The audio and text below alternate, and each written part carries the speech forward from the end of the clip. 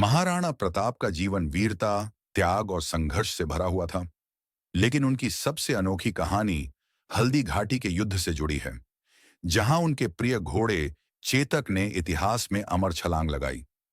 राजस्थान की धरती पर मुगलों और राजपूतों के बीच भयंकर युद्ध छिड़ा था।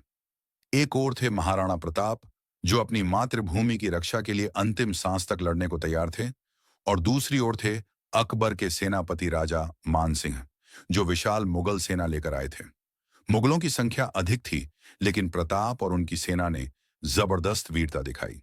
प्रताप अपने नीले रंग के कवच और हाथी के समान विशाल चेतक पर सवार होकर मुगल सेना पर टूट पड़े।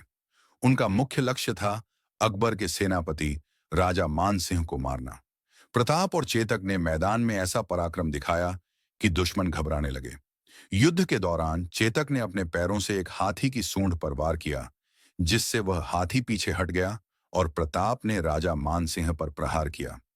लेकिन तभी एक मुगल सैनिक के भाले से चेतक घायल हो गया। चेतक के पैर में गहरी चोट लगी थी, लेकिन वह रुकने को तैयार नहीं था। महाराणा प्रताप को बचाने के लिए वह अपने जीवन की आखिरी छलांग लगाने वाला था। प्रताप को सुरक्षित स्थान पर ले जाने के लिए चेतक ने घायल अवस्था में ही एक चौड़े नाले को पार करने की कोशिश की। वह पूरी ताकत लगाकर कूदा और नाले के उस पार पहुंच गया। लेकिन जैसे ही महाराणा प्रताप ने उसे संभालने की कोशिश की, वीर चेतक जमीन पर गिर पड़ा और अपनी अंतिम सांस ले ली। महाराणा प्रताप, जो कभी युद्ध में झुके नहीं, अपने प्रिय चेतक के बलिदान पर फूट फूट कर रो पड़े।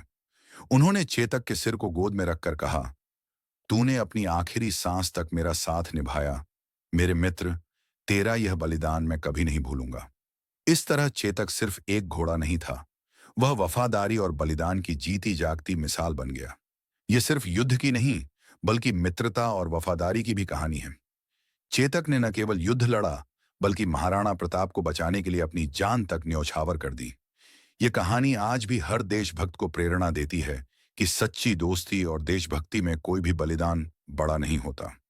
महाराणा प्रताप और चेतक की यह गाथा हमें सिखाती है कि वीरता सिर्फ ताकत से नहीं, बल्कि निष्ठा और साहस से परिभाषित होती है।